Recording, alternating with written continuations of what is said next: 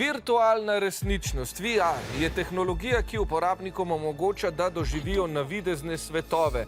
Ti so ustvarjeni s pomočjo računalniškega modeliranja, katerega opravila pa vam VR ne more olajšati. Je to A. opremljanja sobe, B. pomivanja posode, C. učenja vožnje ali D. izbire izletnega cilja. Ja, pri nekaterih stvarih nam VR lahko pomaga, ne pa pri vseh, pri kateri nam ne more.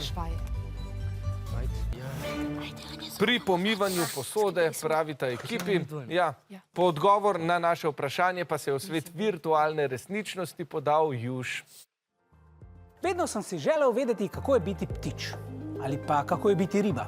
Ali pa kako je biti voditelj malih sivih celic. No, za eno od teh stvari zdaj že dobro vem, kako je. Ne, no, hecam se. Ta faca ne pomeni, da vem, kako je biti riba. Niti ne vem, kako je biti ptič. Ampak ker se danes iz prave selim v navidezno resničnost, bom vse to prav kmalu izvedel. Virtualna resničnost se navadno ustvari s pomočjo zmogljivega računalnika, naglavnega seta očal in slušalk ter dodatnih orodij, ki jih ima uporabnik na primer v rokah. S pomočjo VR očal vstopim v navidezni svet, ki pa je lahko podoba resničnega sveta, v katerem lahko obiščem na primer izletne cilje. Do njih se lahko sprehodim ali pa celo poletim skoznje.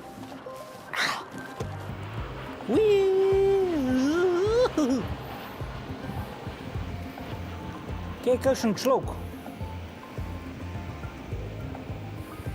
Virtualna resničnost lahko ustvari tudi simulator vožnje z avtom ali pa polet z jadralnim zmajem. Tukaj se lahko v varnem okolju učim pristati, sicer strmoglavim. Akcija!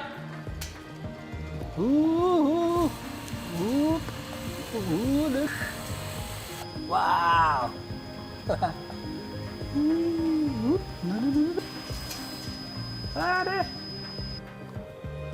Z navideznim svetom v virtualni resničnosti lahko računalnik ustvari tudi posnetek sobe, ki jo potem poljubno opremim.